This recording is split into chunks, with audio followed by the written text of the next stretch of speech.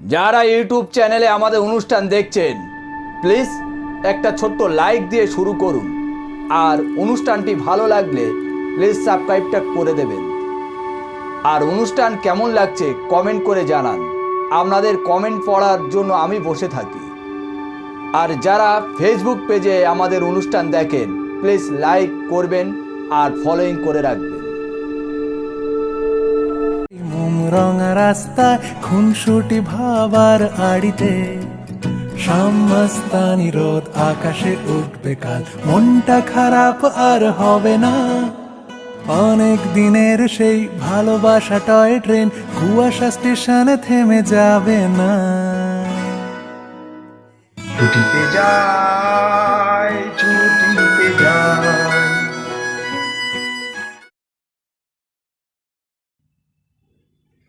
সবাইকে শুভেচ্ছা ও ভালোবাসা জানিয়ে আমি আফতাব হালদার প্রতিদিনের মতো আজও শুরু করছি বেড়ানোর খবর। ছুটিতে যাই চ্যানেলে আজ আপনাদের নিয়ে যাব ইতালির 5 নম্বর পর্বে। তো চলুন ইতালির রোমে 5 নম্বর পর্ব দেখে নিন। রোমের পাথুরে রাস্তা দিয়ে চলতো চ্যারিয়াটের মতো যান, ও তার চাকা এদিক থেকে অন্যদিকে করার মতো সুব্যবস্থাও ছিল পাথরের মাঝখান দিয়েই। রুটি তৈরির স্থান বা বেকারি, কিছু ধনী গৃহ দেবতা জুপিটারের মন্দিরে অংশ এখন অক্ষত। আর সবচেয়ে রোমহর্ষক অন্তিমকালের অগ্নিদ্বন্দ্ব। কিছু মানুষের আর্ত দেহাবয় প্লাস্ট করে সুরক্ষিত করা আছে, যা দেখে তাদের ভয়ঙ্কর মৃত্যু যন্ত্রণার সহজে অনুমেয় করা যায়। অদূরে মাউন্ট ভিসুভিয়াস বিরাজমান। আজ সে শান্ত, ধীর, উগ্রতার লেশমাত্র নেই তার রূপে। ইতালির ভ্রমণের প্রায় অন্তিম লগ্নে এসে পড়েছি। আজ যাব সোজা উত্তরে আটলান্টিক সাগর উপকূলে রোমান্টিক ভেনিস শহরের উদ্দেশ্যে। ভেনিস গান্ডোলা আর গ্রেট গ্যাম্বলার ছবি সেই বিখ্যাত গানের সাথে পরিচিত সেই ছোট্ট থেকে।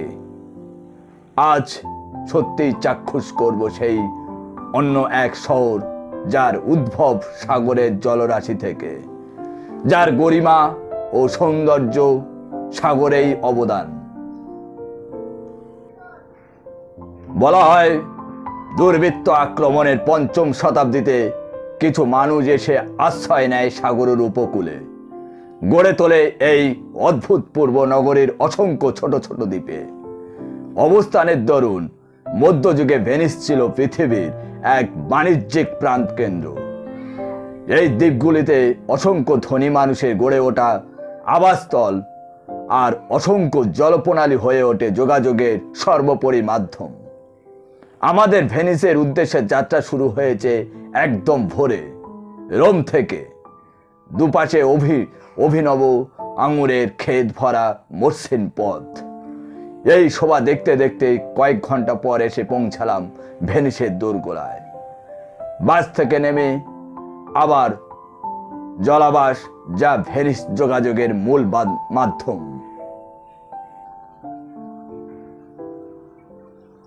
গ্র্যান্ড কানাল ও তার পাশে সুপ্রাচীন বাড়িঘর দেখতে দেখতে আমাদের জলযানটি ভিড়ল এসে সেন্ট মার্কস স্কোয়ারে। এইটি শহরের প্রাণকেন্দ্র, যেখানে রয়েছে চার্চ, বাইজেন্টাইন কিছু স্থাপত্য, মিউজিয়াম। এখানে রয়েছে বেলিনি পরিবার, টিনটরেটো প্রভৃতি বিখ্যাত শিল্পীদের চিত্রকলা। এক ঝাঁক পায়রা উঠছে, দানা কাটছে, পর্যটকদের বাড়তি উদ্দীপনা যোগাচ্ছে। এক পাশে দোকানগুলিতে রয়েছে নানা সামগ্রীর সম্ভার, যার মধ্যে ভেনিসিয়ান মুখোশগুলি অন্যতম। সত্যি তো, শেক্সপিয়ারের মার্চেন্ট অফ ভেনিস নাটকটিতে এই শহরের বাণিজ্যিক উৎকর্ষকে মনে করিয়ে দেয়। আর জলপথবাহী ক্রমশ শহরে সারা পৃথিবীতে আরো কোথাও যেন জড়িয়ে রয়েছে। কিন্তু এই সব বাড়িঘর স্থাপত্য এই জলের মধ্যে টিকে থাকার গোপন সূত্রটি কি? বলা হয় ওক, লার্চ প্রভৃতি কাঠের পোল একেবারে সমুদ্রের জলে লম্বালম্বি ফেলে তার উপর তাদের ঘরের ভিত দেয়া হয়। এই সব কাঠের জলের অন্দরে পচন ধরে না। বেশ বিস্ময় লেগে প্রকৃতি এই সব খুঁটিনাটি জেনে। যাই হোক, আমরা এবার চললাম গন্ডোলার সফরে। জলের অলিগলি বেয়ে সাহেব মাঝি আমাদের নিয়ে চলল এক রোমাঞ্চকর অভিজ্ঞতার সঞ্চয় করতে। দুপাশে ইউরোপীয় ধাঁচের বাড়িঘর আর জলের গলিতে চলাফেরা। এরপর গিয়ে পড়লাম গ্র্যান্ড ক্যানেলে।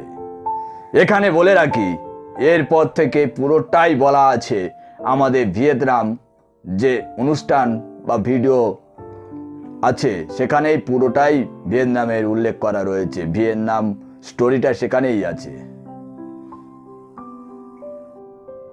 আজ এখানে শেষ করছি, আবার দেখা হবে কাল সকাল ঠিক 9টায়। আপনারা সবাই ভালো থাকুন, সুস্থ থাকুন, আর প্রতিদিন সকাল 9টায় বিভিন্ন জায়গায় বেড়ানোর খবর দেখুন আমাদের চ্যানেলে।